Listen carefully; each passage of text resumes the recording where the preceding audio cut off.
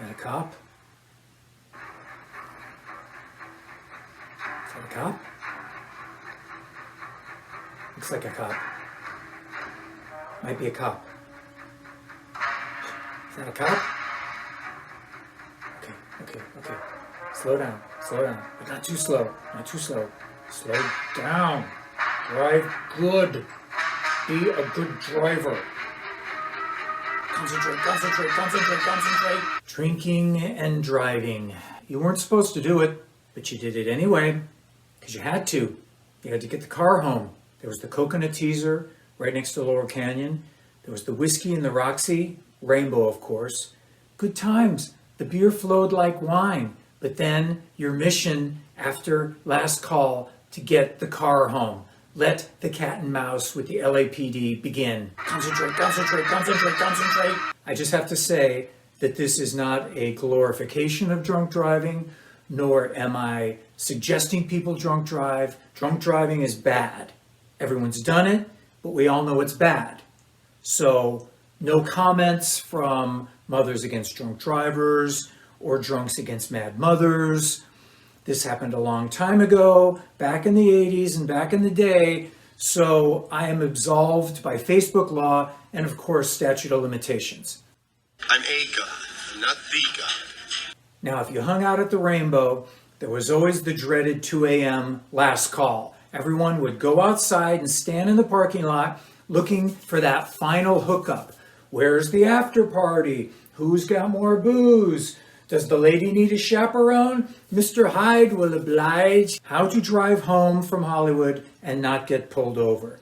This was sort of a science in my mind. There were several different factors and degrees of difficulty. It was like slalom runs or the balance beam in gymnastics. 3.6 miles to Coldwater Canyon. The 5 stoplights. Subtract 3.6 by 5 stoplights and divide by the differential. That gives us an 85% chance of survival without going to jail. That's not bad. Okay, so the fastest route home is straight down Sunset, make a left on Highland, get on the freeway, and then you're in the valley. You're home. But that's a bust because there's cops behind every corner and they're just waiting, so you can't do that. The cops.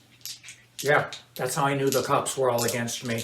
Okay, plan B. You go Laurel Canyon. Laurel Canyon's not too bad. It's a little tricky, a lot of twists and turns, but it's pretty deserted and you can get home. But wait, on Lookout Mountain, there's that general store, and there's always cops hiding behind that general store. It was on Lookout Mountain when I first realized that the odds were stacked against me.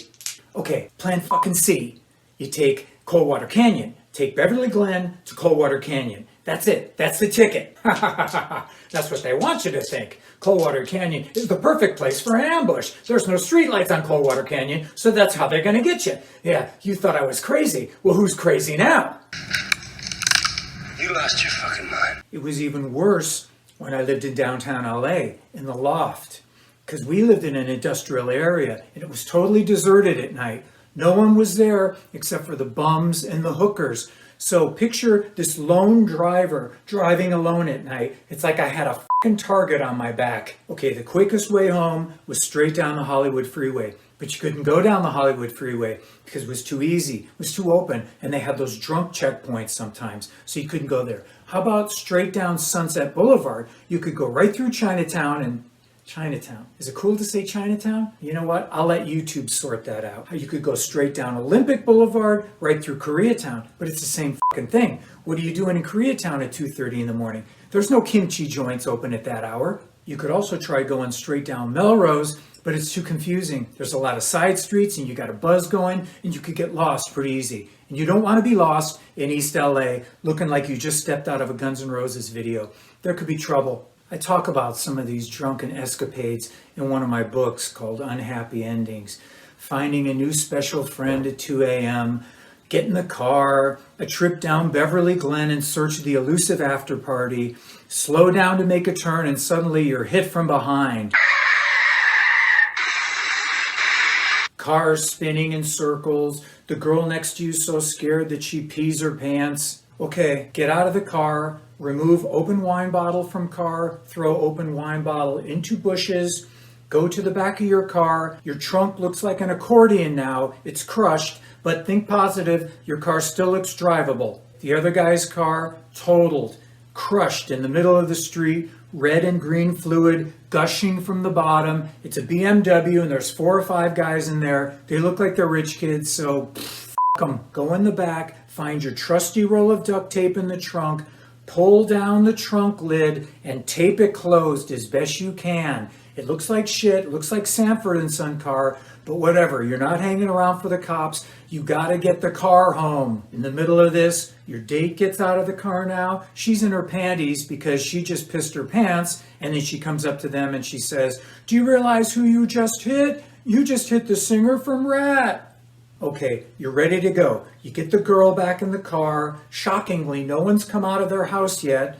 And you get in your car and you drive down Coldwater Canyon. Slowly, you get home. Success. Wake up the next morning, severe headache. You don't know where you are. You look around and all of a sudden you look over and you see that unfamiliar patch of blonde hair.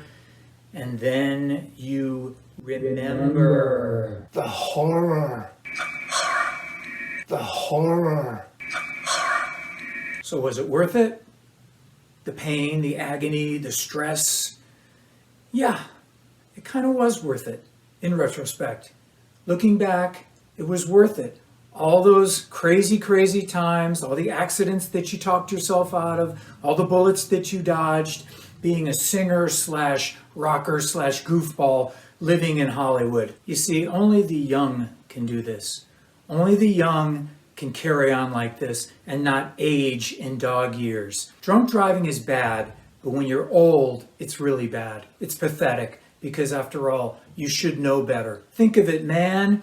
You are the veteran of 1,000 combat missions. You never got shot down. You never hurt anybody. You're still here to tell the tale, and you're still sailing the 7 seas. It's great. Savor it. It's your old pal Jizzo, rockin' and rollin', and I'll see you next time.